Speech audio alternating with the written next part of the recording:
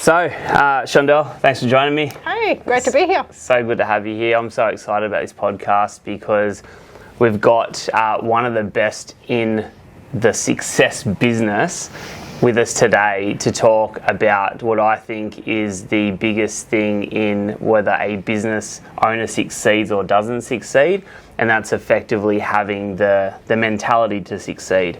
Like Tony Robbins says, it's 80% psychology, 20% skill, and you play in the psychology of success space, and I think that's why I look up to you. That's why I'm so excited to be able to have you on this podcast, because I think you are the epitome of how to perform in business and in life. So look, thank you.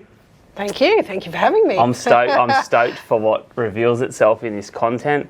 I'm just so excited to have you on. So tell us a little bit about who you are. Oh, thank you. Well, obviously Chandell Labbozzeta, one of the co-founders of Life Puzzle, and at Life Puzzle we believe that sales is the number one life skill, and so we believe that everybody's in sales, and basically that there are three important sales that we make. The first sale, of course, is the sale we make to ourselves about our own worth, about our value, and that ties into what you were saying before around the psychology aspect, because often if we're not winning that sale, the sale with ourselves, where we're convincing ourselves of our ability to undertake and produce the things that we want to produce, then we're going to have a really hard time convincing anybody else. And so the second sale is the sale of influence, and that is where, sometimes there may not be any money exchanging hands. When people think of sales, they think about selling products, they think about selling services, and ultimately sometimes I could be pitching you an idea, or if you've got children, you know that it's really hard to have that conversation in terms of when bedtime comes around, who's going to win out on that conversation of influence, the child or you as a parent or a guardian, etc. And the third sale is that transactional sale, the one where we look at, how do I pitch the value and the proposition of my product, service offering, etc., in order to really be able to create win-win outcomes where making a buying decision is just, the right thing to do. It's a no-brainer decision. And I think you help us in our business, you've helped us in sales, you've helped us as a business to be able to sell one-on-one, sell one-to-many. I just asked you about, introduce yourself and straight into sales, right? Now, that's interesting because we've spent the last ultimately 7 hours working together, and everything keeps coming back to sales. Yes. Okay. And I think you opened up with the framework being life is kind of sales, and we've had numerous conversations today about leadership is sales. Selling to clients is about sales. Selling to yourself is about sales. Selling to your team is about sales. Do you hand on heart believe, which obviously you've just alluded to, life is sales? Yes. I'm keen to hear your perspective on that. Yeah, look, I think that everything is linking back to our confidence, our beliefs, and I think that in many sales conversations, whether it be like you said with a team member in leadership, whether it be in ourselves and our ability to undertake a skill, do I have confidence in my own worth, in my own value, what I can do here? Ultimately it comes back to, are we convinced? And to me, sales is really the art of influence. It's the art of being able to be convincing and compelling. And there's a lot of people who are in business and in performance sport or anywhere where we're trying to achieve an outcome where we need to be convinced that we can before we can actually achieve. And I think that if we don't actually have that process for ourselves and then to be able to translate that to others, then effectively we're losing the game. So I think there's a lot in being able to convince ourselves and convince others as well. Yeah. Now, it's hard for most people to have a framework of living a successful life as being a salesman or a saleswoman, because at the end of the day, sales does have, in a lot of respects, a bad connotation. 100%. It's been dragged through the mud, right, by insurance salesmen, by bankers, by the finance industry, by most people they've had a bit of charisma, and they've gone and they've they've really, in a self-interested manner, wanted to get the best for themselves and their family to the detriment of others, which has made a lot of people not want to be in sales or not want to be salespeople. Unfortunately, that is the biggest hindrance in some respect to us actually succeeding and doing really well and wanting to be salespeople. Like, Correct. I sat with a CEO yesterday who's a very successful CEO, and I was saying that, well, I was asking for her help on how to find great people for builders that I coach, and she was mentioning, like, you don't want to be a sleazy salesman, you don't want to go out and poach and whatnot. Now, she obviously has some like, I suppose, issues as well, like a lot of she's probably had some experiences which were pretty negative, and it left a sour taste in her mouth. And I think that sleazy, that icky, gross, sleazy salespeople, we've all had experiences like that with someone who was just kind of like, buy or die, and that's definitely not what we preach. And what it does, if you've had experiences like that, it builds up what I call the itty bitty shitty committee. They're the group of people that sit on your shoulder, tell you why you can't and why you don't want to be certain things, and you really hold yourself back, like what you said. In fact, when I published my book, Confident Closing, as you know the story, originally I wanted to call it Feeding Salt to Horses, because we've all heard the saying, you can lead a horse to water, but you can't make it drink. But if you feed salt to the horse, then by the time you reach the water and you offer it to it, it'll be thirsty. And so I think our sales messaging, whether we're selling to ourselves or selling to others, really needs to be about, what would make this a no-brainer decision? How is it easy for someone to say, yes, that makes sense to me? And none of this hardcore approach, because not everybody's going to be a client, and that's okay, especially in a business context. Yeah, and I think I want to take it back even a little bit to the first kind of sell, like to start there. The first sell in any business, getting around the issues in the industry, or the issues in every industry around sleazy salesmen, and coming back to starting to sell real stuff and sell authentically. You got to start with the sell to self, right? 100%. So that you're not a corny salesman. That's the first sell, right? If I don't believe it, then how am I going to convince you that I do? And a lot of the sleazy salesmen, right, back in the history, they didn't believe. They just wanted to flog product, right? So if we start with selling to ourselves, talk to me a bit about it, because that's where everything starts, right? I can't go into a room and move people or sell to people or exchange services if I'm not sold, right? And that's 100%. So talk to me about that. Yeah, look, I think it comes back to Carl Jung. So Carl Jung, for those of you that don't know, that is effectively the grandfather of behavioural psychology. And he had something that he talked about, which is the things that are unconscious, made conscious, cease to exist. But you see, one of the other things that Carl Jung talked about was this concept they call perception is projection. And so when I point the finger out there and I make a judgment on someone or something, there are three fingers pointing right back at me. And so often, if I'm not convinced about something, if I have limitations or doubts about the value proposition of something, and I see it with salespeople that I coach all the time for other organisations, they go out there and they talk about understanding the value of their product or service, but I ask a simple question in some of the coaching sessions and I say, would you buy this product for the price that it is? And sometimes they answer no. And so unconsciously, they're projecting all of that belief system about the lack of value in the product or service, and the fact that they're not congruent about the fact that they would buy it for that price means that they're actually having that come through in their messaging with their prospect. So when they sit in front of a prospect and they try and tell them about how awesome the product is and what great value it is and all the features and benefits, unconsciously through their non-verbal communication, they're telling people that actually I wouldn't buy it. Because even though they're not saying it out loud, 93% of our communication is non-verbal. And so the client or the prospect in front of them will be picking up on some of that non-verbal communication, that perhaps there's not something quite right about this pitch. I've had my doubts, and that's where you get skepticism and doubt in the sales process. That's something I'll never forget. I'm going to challenge you on this. Okay, let's go back. Let's Very go back happy to be 9 months. Yep. Let's go back 9 months ago. Okay, you and I we were talking, we were conversing. We didn't know each other from a bar of soap, right? But we were talking, and there was something you said to me in a messenger Yes, line a of Facebook communication. Messenger message. Yes. What did you say? We didn't speak on the phone. You challenged me on something. What did you say?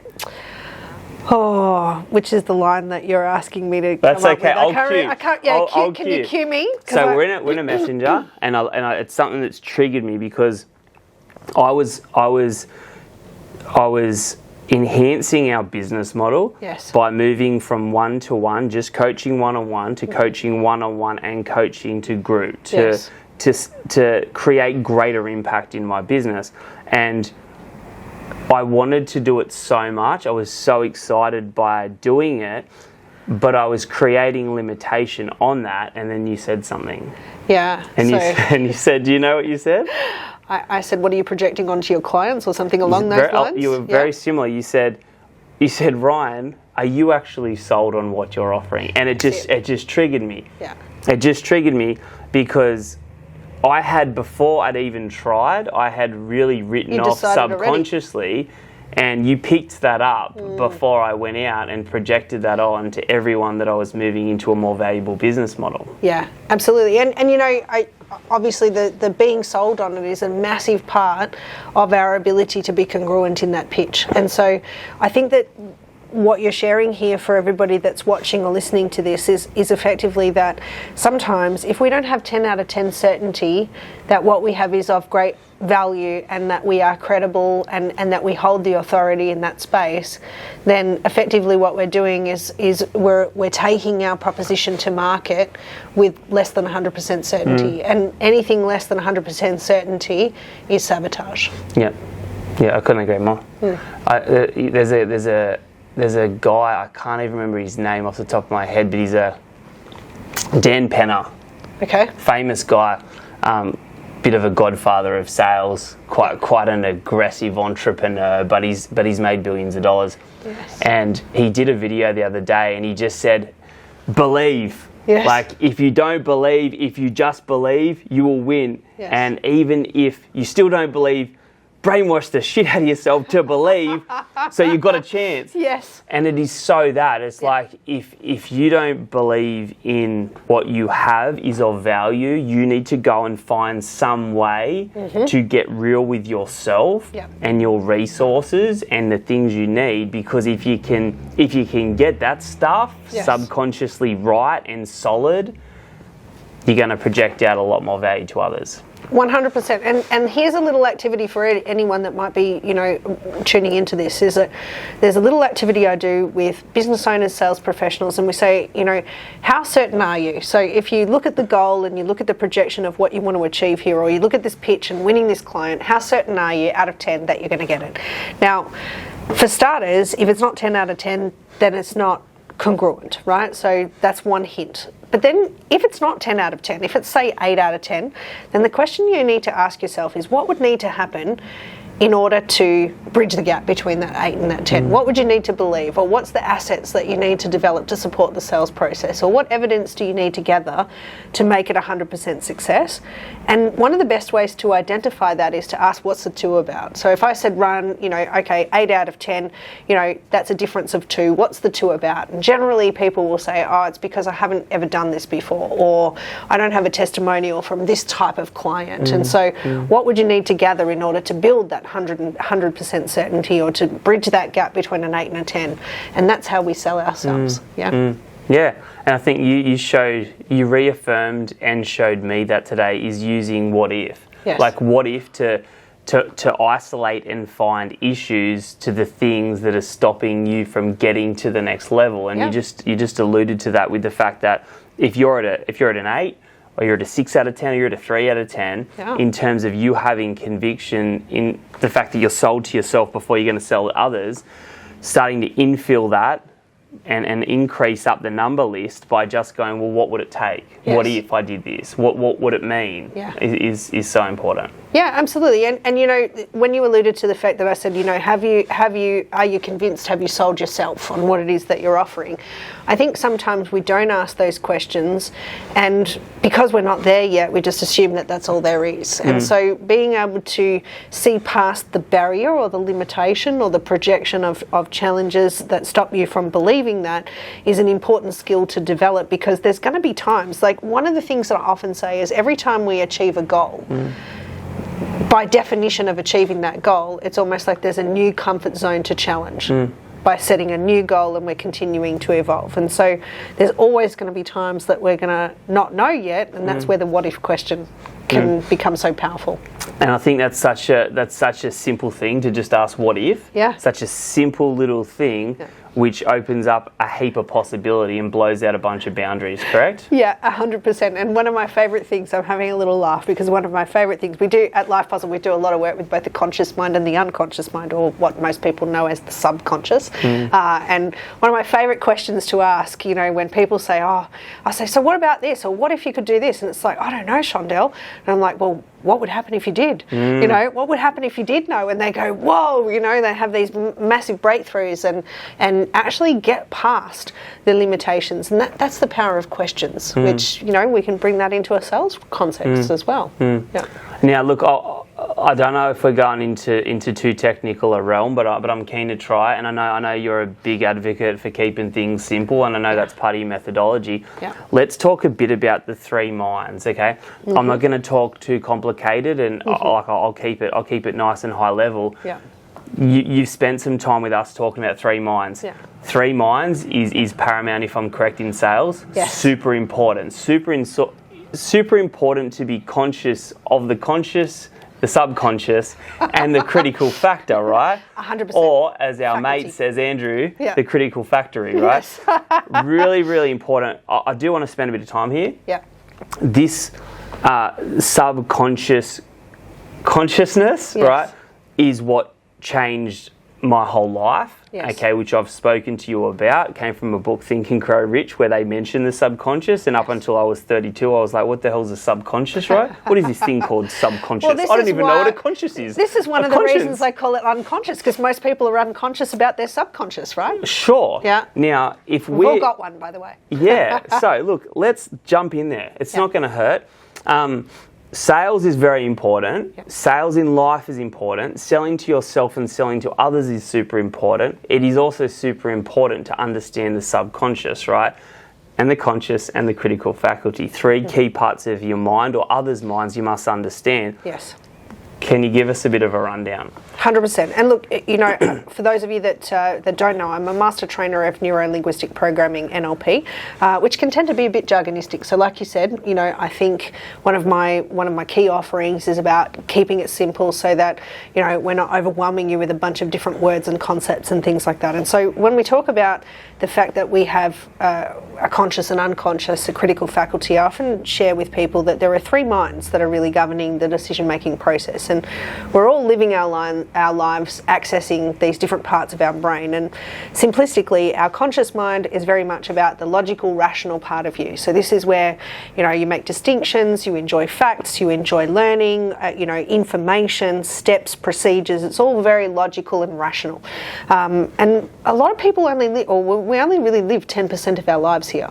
And so a lot of people place a lot of importance on the conscious mind and the logic and the facts and all of those sorts of things. But your subconscious, or as I like to call it, your unconscious, is very much the domain of all the behaviours that we have. So it's pre-programmed behaviours, you know, like things that you learnt to do many, many years ago that are just hardwired into the system. And for those of you that are watching, you know, the way I like to describe it, it's kind of like when you arrive in the driveway and, you know, you pull into the garage or you pull into your driveway at home and you go, man, where was the last 10 minutes of that journey? Like you just totally trusted your subconscious mind to kind of control the car and make sure. I'm not advocating that we do this, but the truth is we do lots of behaviours on autopilot, and that's when the unconscious mind takes over. We live 90% of our lives unconsciously.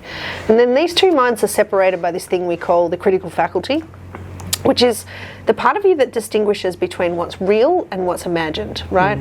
And so this is where we make choices, it's where we make distinctions, it's where we overcome objections, it's where we think critically. So if you and I went to go and see a sci-fi movie together or a Marvel movie, we wouldn't look at the screen and go, this is rubbish, I want my money back, these superheroes don't exist. We suspend the disbelief and embrace the imagination, and there's a beautiful rapport that happens between logical and unconscious or emotional during that moment when we suspend that disbelief. And that's really where the definition of trance and hypnosis and being able to make behavioural change rapid comes from. So, looking at those three minds, it's really about how do we utilise them with volition. I think...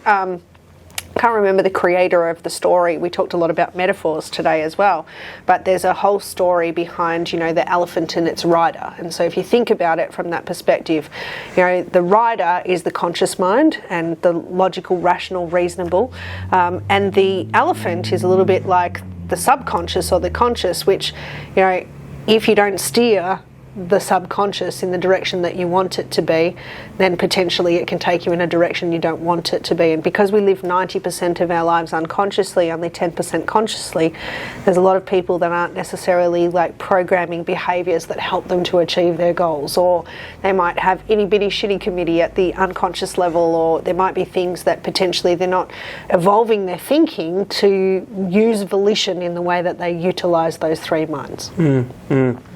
That's super powerful, and I'm gonna just shape it in a different way because we've gone over it. It's almost like a hamburger, yes, right? 100%. And so the top part of the hamburger is your 10% conscious part of the mind, right? It's a 10% bun, yes. And then you've got the middle bit, the meat patty, which is your critical faculty, which is your judgmental thinking almost, and then there's the subconscious or the unconscious, which is the powerhouse, right? And it's ultimately about getting down to that deeper subconscious that's ultimately like the programming, the history, the makeup of the elephant, or the motor vehicle in its own right, and being the driver and getting down into that deep stuff, because then you start to move values and belief systems, and this is in context of what we're talking about in sales, because if, once again, the first sell to yourself is selling yourself on what you have to offer, and then going out there and selling to others. If you don't have that, you might have it consciously, but subconsciously you don't really deep down intrinsically, you're not bought into what you have to offer. You're going to throw the sale, right? Correct. So how important is it to start to get into those beliefs and values personally to sell to yourself? Yeah, so I think that that's just such an important question that you've brought up. And I mean, I've often said that the sum total of our life, right, or the quality of the life that we have is really our habits compounded, right? And if you think about it, the positive habits lead to a really positive lifestyle, a really positive experience. Negative habits can potentially lead to a lot of negative consequences. So regardless of what your life looks like, it's effectively your habits compounded. So part of that is getting conscious of the relationship that you have with yourself. And when we're teaching about habits and we're teaching about pre-programming and almost rewriting some of the stories that people carry at an unconscious level, because there are a lot of people in our society that have had traumas, they've had experiences in the past which left them feeling unresourceful, and they become victims to those stories. But there is a way that we can reprogram some of those things, almost like you upgrade software on a computer. We upgrade the software of our minds. And so I think that one of the things we often say is that the relationship, your most important relationship, is actually the relationship you have with yourself. And so that's part of, if I don't have a good relationship with myself, if I don't believe in me, if I don't believe in my capability, my courage, my stamina, my qualities, my smarts, my expertise, whatever qualities you value in yourself, right? Because there are lots of different things that people value differently about themselves. If I don't have that relationship where I can acknowledge that and I can celebrate that with myself, then I'm probably not going to feel comfortable to be able to take some of those attributes and share them with other people. Now, a couple of ways, a couple of strategies before we start to move into like sort of second part of sales, right? What are, like, if I'm someone, you know, I'm the rider in the elephant, right? My elephant, he's a big elephant, not the most healthy elephant. He's had some bad parent elephants, right? And he's like, man, I'm sick of the system. This system, this program, it's not helping me. I'm stuck. I'm frustrated. I've got no self-love. I'm not confident. how can I go sell to anyone else? I've got to sell myself. Yes. How do you start reprogramming the system? How do you start making those better habits? I think that's a really great question, and I know that we're both fans of James Clear at Atomic Habits, and he talks about a really important thing called habit stacking, which I think if you know that you've got a couple of things that you do unconsciously and that you've got programmed, like routine activities that you do, then habit stacking is probably one of the best things that you can do to start incorporating stuff. My partner and I have this really funny joke where it's sort of like, sometimes he'll have people approach him in different working scenarios and say, "Oh, I forgot to do that," and he sometimes turns around and says, "Well, did you forget to put pants on this morning?" Like, it's if we care about something, if it's being routinely mapped in, then like people don't generally say, "Oh, I need to build a habit to brush my teeth." It's like something that has been routinely, intrinsically programmed in since we were young children, that hygiene's important and you just brush your teeth a couple of times a day, right? So James Clear's work in terms of take something you're already doing and think about what's one small action that you can take that's going to make a difference. So for example, let's say that someone's interested in getting a bit fitter, getting a little bit healthier, and they know that perhaps their nutrition is not where it needs to be. So they decide to take some supplements in addition to the food and the things that they're doing. So instead of forgetting to take the supplements or trying to form a new habit independent of other things, they know they brush their teeth every day, put the supplements near where the toothbrush is, and when you brush your teeth, that's the cue to take the supplements, right? So that might be an example of something small that we do consistently that leads to a greater outcome. So one of my favourite sayings, Ryan, and I say this in our habit transformation program, in our confident closing program, in fact in a lot of the programs that we do in NLP and in our mastery groups, is that simplicity times consistency equals great results. So it doesn't matter what habits you install, right? As long as they're simple and effective and you can be consistent of them, then they'll compound and that will get you the result that you're looking for. So for example, if it depends on the outcome, let's think about what's the outcome you want to create. What are some of the habits of someone who's already producing that results in that area? And this is where questions come in. You might find a mentor or a role model and say, and this is where coaching is so useful and valuable, you might find a mentor or a role model and go out and say to them, look, when you were first starting out, what were some of the habits that you embodied? What's one thing that you did every day consistently that you think is the stepping stone or one of the milestones that brought you to this point? I see you do that with your coaching clients and all the different things that you do. There are certain fundamentals that when you do them consistently, the simple things, then they lead you to a result. Yeah.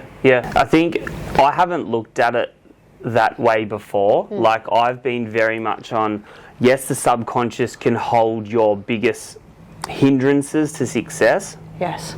And you need to look at that, and you need to look at what deep thoughts are serving you, what deep thoughts are not serving you. You need to unpack that. But no one really talks, and then obviously there's better thinking, there's more positive thinking, and then starting to work into positive feeling, and then starting to use that to take action. And I like that you've come at it from an angle of like, if you've got stuff that doesn't serve you in your unconscious program, just like driving a car and not even being aware that you're driving a car, the best way is to just start chipping away at the habit, because then you'll start to tweak the program, and the program will get stronger. Yes. And obviously, in addition to just habit stacking and starting to override the system, it's really important to start to build feelings that are good feelings towards it, as well as thoughts, because they're all, at the end of the day, their energy, right? And energy, in motion creates energy in motion creates energy. Emotion is energy in motion. That's the one I was looking for. Beautifully said. Talk to me about that. That's super important, right? Well, I think it's super important. Remember that the subconscious mind, the unconscious mind, is the domain of all the pre-programmed behaviours, all the emotions. So whenever we have an emotional response to something, it really is the subconscious mind taking over. Now, depending on what the trigger is, sometimes it can be enough to actually shut down the right thinking mind, so our prefrontal cortex, under enough stress or emotional pressure, can actually completely shut down. What that means is that effectively your logical, rational mind will not serve you if you're under enough pressure.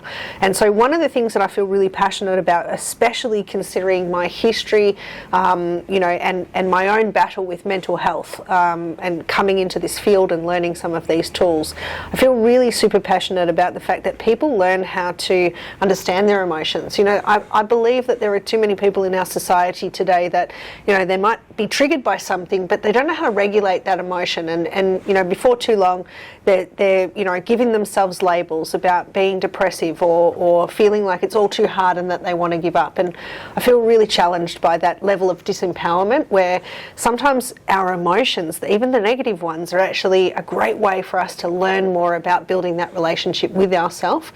And most people realise, I think, even for those of you that are watching along, and I'm sure you'd agree with me as well on this, Ryan, is that for most of us, our most transformational moments, the biggest growth moments, the times when we've really valued our transformations, were usually born out of some of our most challenging emotional times and turmoils. Like, would you agree with that? Like, I know certainly for me that in my experience, most of my triumphs have been inspired or motivated by something that was challenging. Yeah, absolutely. And we spoke about that in good length today. Correct me if I'm wrong with the terminology. We spoke about bifurcation. Bifurcation. Bifurcation, right? That's what we spoke about. Yes. And we spoke about how... The bifurcation point, yes. Yeah, and entropy. And entropy, yes. Entropy. I'll give you the quick 5 second, and then I'm keen to hear what you have to say. But we Andrew and myself did a talk earlier today, or a conversation today, around how majority of people don't look towards change in an exciting way, and so they stay in the comfort zone. Yes. They go away from change. It's a bad thing. And because I've had change forced on me before, and that exact point that we spoke about, it's opened up new order, as you'd say. Yes. And it's opened up success. And I suppose we should look towards changing our reality as an exciting part of life, because it opens up all these doors. Yeah. And then you and I spoke about it as well. It's so important. You've had those moments in your life where you've kind of gone down a hard path. Yes. And then you've turned into a whole new person, a whole new reality, a whole new, energetic point of excitement. And I've definitely done that as well. That's why we're so conscious of how great that is. Yeah. And sometimes it's a sliding doors moment, right? Yeah. Like, it doesn't have to be kind of like, I set all these things up to be in this position where I had this transformation. Sometimes that's what it is, entropy, chaos, we're moving in a direction. There's a moment of choice. We can either continue in that chaos or that entropy. And this is based on Prigoggine's theory, which, for anyone who wants to look at the scientific backup of all of this, feel free to look up, Prigoggine's postulation, and it's really about, I'm on a pathway. There's sometimes a fork in the road or a moment of question where I have an opportunity to step into doing something different that will get me a different result, or I can continue on the same pathway and get the same result. It's what's the definition of insanity? Doing the same thing over and over and expecting a different result. Whereas I think, certainly we share different stories, but certainly we shared that thing in common where there was a moment in time where something happened that changed the course for the better. And at the time we may not have realised it. And this is the thing, guys, there might be that moment for you too if you're conscious enough to recognise it, and that's the key. Yeah, and I think there's something else that's important. Not to fear change, because change, there comes blessing of new opportunity. But you said something as well, that most people, including myself, including yourself, are scared of letting the old self go, which was our program and our condition for so long. But the in fact reality is that you take that with you, you just enhance It's an evolution. It's an evolution of self. And I know that's what I had to struggle with. I was like, there's so much change. What about the old me? I don't get to take that with me. The reality is I took it with me. Yeah. I got the new experience. I compounded it and had way more traction because of it. Yeah.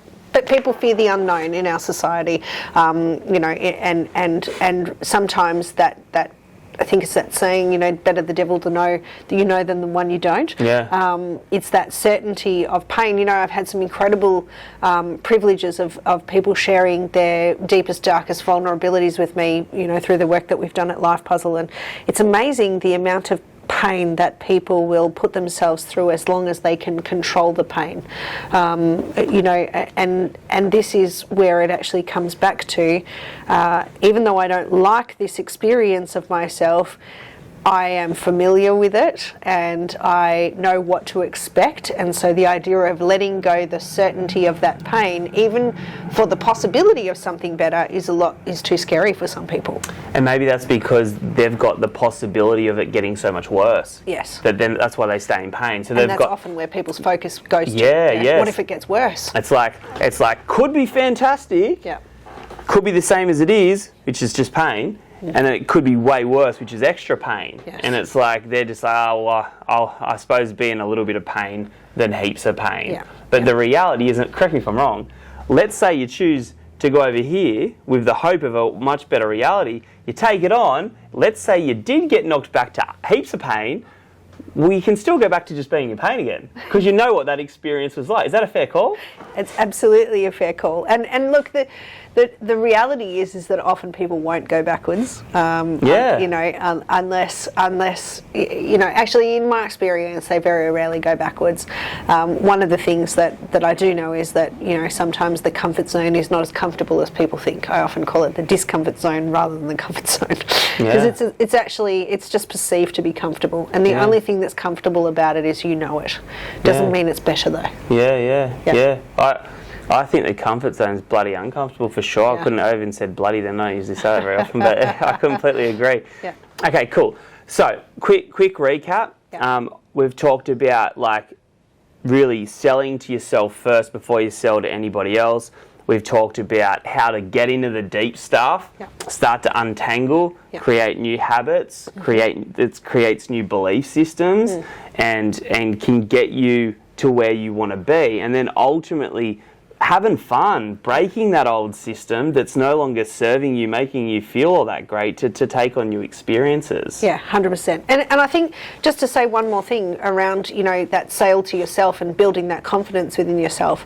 And I mentioned before that importance of, the most important relationship you have is the one you make, is the one that you have with yourself. Like, people often think it's their spouse or the relationship with their children, but ultimately the rapport you build with yourself, the relationship you have with yourself, will dictate the quality of the relationships everywhere else.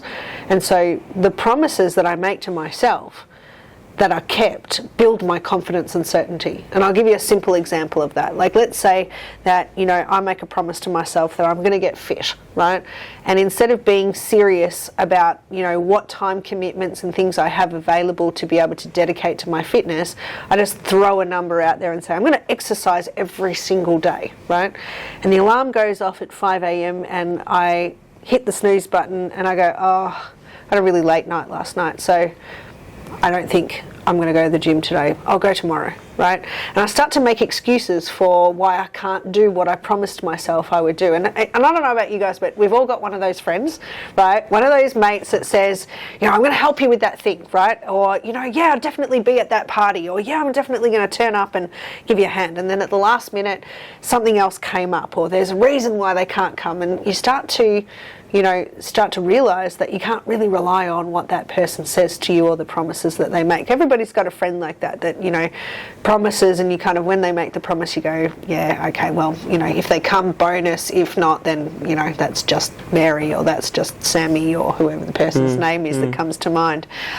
And the thing is when we make promises to ourselves that we don't follow through on, we effectively start thinking that of ourselves. And so when we start thinking that of ourselves, then unfortunately the BS meter goes off and goes, oh yeah, Ryan said he was going to go to the gym, but I bet you'll make an excuse in the morning or whatever it might be, right? So if you take nothing else away from today, I think, one of the most important points is that, trust is built by, agreements made and kept over time. And sometimes the agreements you make with yourself are the most important ones, those promises. So that is super important, like super, super, super important. Like really important, because that's like a golden framework. Like there's so many people that would be watching this and watching stuff all over the internet, and I've been one of those guys, right? And I've got the hairs up, right? Because everyone's looking for the pill. Yes. They're looking for the how to succeed and create wealth and make money and all the rest of it. And I love what you've just laid out as a framework, because you've ultimately gone through the three minds, right? Yes. How to get into the deep minds, how to build the confidences you need to start habit stacking. Yes. Then you've gone into the fact that, look, if you habit stack, you baby step the stack to rewire the subconscious mind, so you start building confidence. But if you don't stick to that program, then you're validating the old program. Correct. You're not voting for the new program, and you're ultimately your worst best friend. Super gold. Yeah. I feel, hand on heart, that when we move into the second part of sales, and then the third key of sales, and that's going to lead us up into the 2-hour mark, right? So, like, I found that very powerful, very moving. It really stresses how important it is to sell to yourself before you do anything, right, in life. I'm keen to come back and do a whole nother podcast on the second part of sales.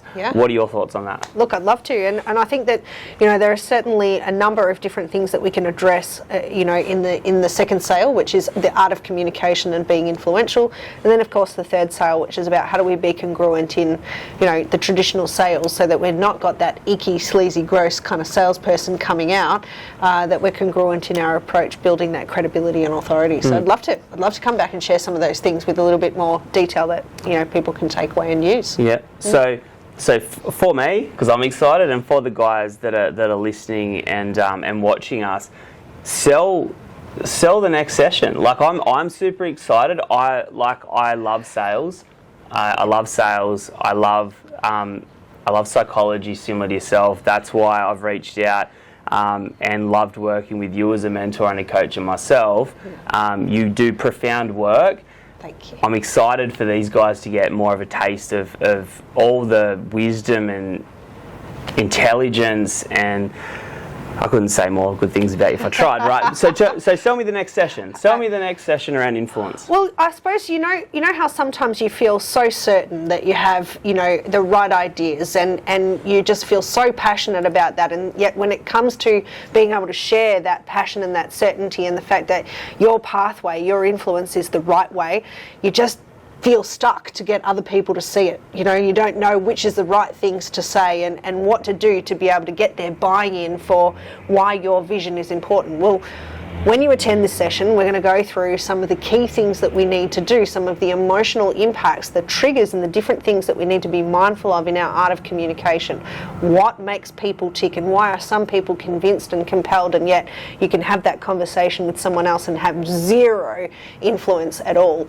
In fact, some of these principles around how we do this are just so simple that you could walk away from the session, have a conversation of influence and be really convincing and sell yourself that you have the ability to do it. So make sure you join us.